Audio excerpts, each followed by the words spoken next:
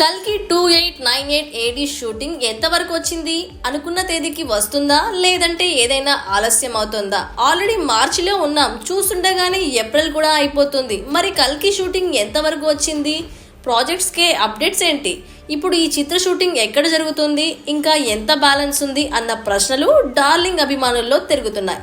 ఎట్టి పరిస్థితుల్లో మే 9న కల్కి సినిమా వస్తుంది అనే ఈ ముక్క కొన్ని రోజులుగా దర్శక నిర్మాతలు చెప్తూనే ఉన్నారు. అందుకే పర్సనల్ ట్రిప్ కూడా క్యాన్సిల్ చేసుకొని కల్కికి డేట్స్ ఇచ్చారు ప్రభాస్.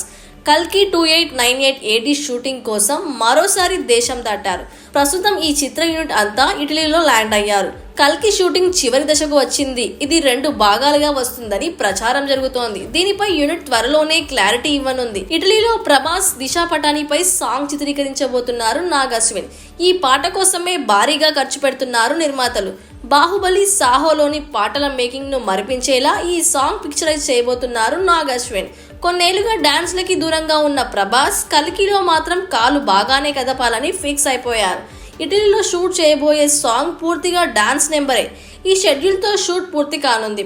ఏప్రిల్ అంతా కేవలం ప్రమోషన్కే టైం కేటాయిస్తున్నారు కల్కి టీం.